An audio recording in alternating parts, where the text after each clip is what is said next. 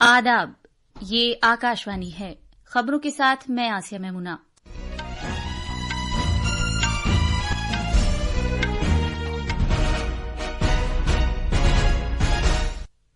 वजीर आजम नरेंद्र मोदी ने मुंबई में ग्लोबल फिनटेक फेस्ट में भारत की महारत का जिक्र किया।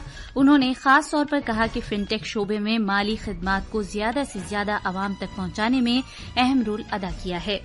वजीर आजम महाराष्ट्र के शहर पालघर में भारत की सबसे बड़ी और गहरी बंदरगाह का संग बुनियाद रखेंगे। वजीर खारजा एस जयशंकर ने कहा है कि पाकिस्तान के साथ बातचीत में रुकावट का दौर खत्म हो गया है, क्योंकि अब इक़दामात के नताइज बरामद हो गए हैं। वक्फ तरमीमी बिल से मुतालिक मुख्तलिफ फरीकों की तजवीजें हासिल करने के लिए पार्लियामेंट की मुश्तरका कमेटी की मीटिंग नई दिल्ली में जारी है और पेरिस में पैरालंपिक खेल मुकाबलों में भारतीय खिलाड़ी निशानेबाजी, एथलेटिक्स और बैडमिंटन में आज दूसरे दिन अपनी कारकर्दगी का मुजाहरा करेंगे। अब खबरें तफसील से। वजीर आजम नरेंद्र मोदी ने आज कहा है कि भारत की फिनटेक से आलमी सतह पर लोगों की जिंदगियों में आसानी पैदा होगी। मुंबई में एक खुसूसी आलमी फिनटेक फेस्ट 2024 GFF से खिताब करते हुए जनाब मोदी ने कहा कि भारत की फिनटेक को जितनी रफ्तार से और जिस पैमाने पर अपनाया जा रहा है वो बेमिसाल है और दुनिया की बरवक्त डिजिटल लेनदेन में से आधा लेनदेन भारत में किया जाता है। वजीर आजम ने कहा कि माली खिदमात को ज्यादा से ज्यादा आवाम तक पहुंचाने में फिनटेक का अहम रोल रहा है। उन्होंने ये भी कहा कि डिजिटल लेनदेन से पैसे की गैर कानूनी लेनदेन की लानत में कमी आई है और बैंक निजाम में शफाफियत में इजाफा हुआ है। जनाब मोदी ने कहा कि भारत में फिनटेक से मुतालिक जो यकसर तब्दीली आई है वो महज टेक्नोलॉजी तक महदूद नहीं है। उन्होंने कहा कि इन इक़दामात के समाजी असरात दूररस हैं। वजीर आजम ने GFF नुमाइश भी देखी, जिसमें फिनटेक मंजरनामे से मुतालिक ताजा तरीन इख्तराआत को नुमायां किया गया है। इस मौके पर भारतीय रिजर्व बैंक के गवर्नर शक्तिकांत दास ने कहा कि अब भारत यकसर तब्दीली के दहाने पर है, जब टेक्नोलॉजी हर एक शहरी की उमंगों को पूरा करने का वसीला बनेगी। ग्लोबल फिनटेक फेस्ट GFF 2024 का इनेकाद मुश्तरका तौर पर भारत की अदायगियों से मुतालिक कौंसिल, भारत की अदायगियों से मुतालिक कौमी कॉरपोरेशन और फिनटेक कन्वर्जेंस कौंसिल कर रही है। कॉन्फ्रेंस में 300 से ज्यादा इजलास से तकरीबन 800 मुकर्रिरीन खिताब करेंगे, जिनमें भारत और दीगर मुल्कों के पॉलिसी साज, ज़ाब्ताकार, सीनियर बैंकर्स, सरकर्दा सनतकार और माहिरीन तालीम शिरकत करेंगे। वजीर आजम नरेंद्र मोदी ने आज कहा है कि महाराष्ट्र के पालघर में आइंदा वाधवन बंदरगाह एक बहुत खुसूसी प्रोजेक्ट है जो भारत की तरक्की में अहम किरदार अदा करेगा। एक सोशल मीडिया पोस्ट में बंदरगाह की अहमियत को उजागर करते हुए जनाब मोदी ने कहा कि भारत के सबसे बड़े गहरे पानी के बंदरगाह प्रोजेक्ट के आज शुरू होने से तरक्की के पावर हाउस के तौर पर महाराष्ट्र के कलीदी रोल की भी तौसीक करेगा। वजीर खारजा एस जयशंकर ने कहा है कि पाकिस्तान के साथ बातचीत में रुकावट का दौर खत्म हो गया है। उन्होंने खास तौर पर कहा कि अब इक़दामात के नताइज बरामद हो चुके हैं। डॉक्टर जयशंकर ने ये बात नई दिल्ली में एक किताब के इजरा की तकरीब में कही। उन्होंने कहा कि भारत पाकिस्तान से निपटने में पीछे नहीं है और हालात ख्वाह मुस्बत रुख इख्तियार करें या मनफी, भारत अपना रद्द-ए-अमल जाहिर करेगा। उन्होंने ये भी कहा कि जम्मू कश्मीर में दफा 370 खत्म की जा चुकी है। बांग्लादेश के बारे में वजीर मौसूफ ने कहा कि भारत पड़ोसी मुल्क में मौजूदा वक्त की हुकूमत के साथ राब्ता रखेगा और वो वहां सियासी तब्दीलियों के दौरान बाहमी मफाद पर नजर रखेगा। मालदीव के साथ भारत के ताल्लुकात के बारे में उन्होंने कहा कि मालदीव से मुतालिक भारत के नजरियात में नशेबो फराज आए हैं। अफगानिस्तान के साथ भारत के ताल्लुकात का जिक्र करते हुए डॉक्टर जयशंकर ने कहा कि अवाम से अवाम के दरमियान रिश्ते समाजी सतह पर मजबूत हैं और भारत अफगान पॉलिसी का जायजा लेने के बाद भारत का नजरिया अपने मफाद के बारे में वाज़ेह है। वक्फ तरमीमी बिल 2024 से मुताल्लिक मुश्तरका कमेटी की मीटिंग फिलहाल नई दिल्ली में जारी है, जिसका मकसद मुख्तलिफ फरीकों से उनके नजरियात और तजावीज हासिल करना है। लोकसभा सेक्रेटेरिएट के मुताबिक मुंबई के ऑल इंडिया सुन्नी जमातुल उलेमा और Indian Muslim for civil rights of new Delhi आज कमेटी के सामने अपने नजरियात का इजहार कर रहे हैं। وقف ترمیمی بل 2024 سے متعلق پارلیمنٹ کی مشترکہ کمیٹی نے، جسے لوک سبھا ممبر پارلیمنٹ جگدمبکا پال کی صدارت میں تشکیل دیا گیا ہے، متعلقہ فریقوں سے ان کے نظریات اور تجاویز طلب کی ہیں۔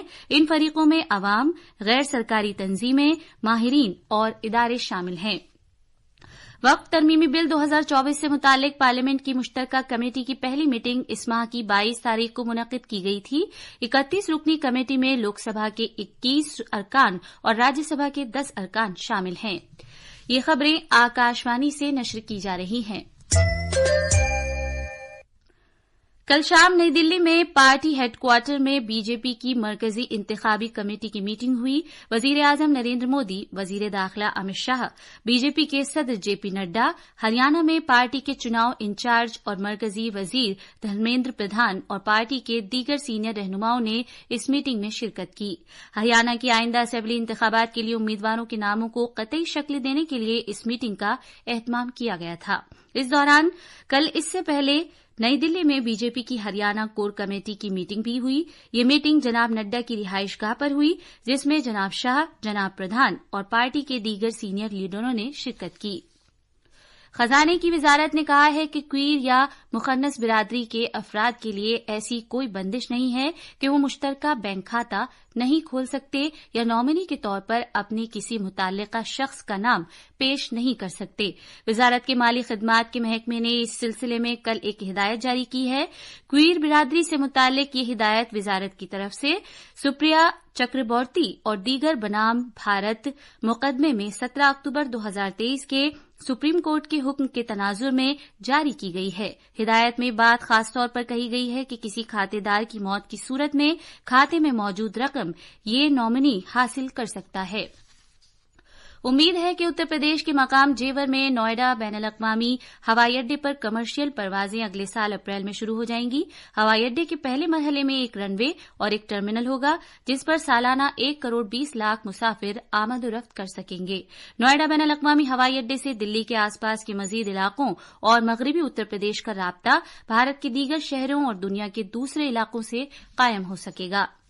نیو یارک میں قائم عالمی درجہ بندی سے متعلق ایجنسی موڈی نے بھارت کے لیے اصل مجموعی گھریلو پیداوار کی شرح نمو کے اپنے تخمینے میں اضافہ کیا ہے۔ اس نے مالی سال 2024 کے لیے 7.2% شرح ترقی کا اندازہ لگایا ہے، جبکہ اس سے پہلے 2024 کے لیے اس نے 6.8% کا تخمینہ لگایا تھا۔ عالمی درجہ بندی سے متعلق ایجنسی نے 2025 کے لیے بھی اپنے اندازے میں تبدیلی کرتے ہوئے اسے 6.6% رکھا ہے۔ بھارت اور چین نے سرحدی علاقوں میں زمینی سطح پر امن اور استحکام کو برقرار رکھنے پر رضامندی ظاہر کی ہے۔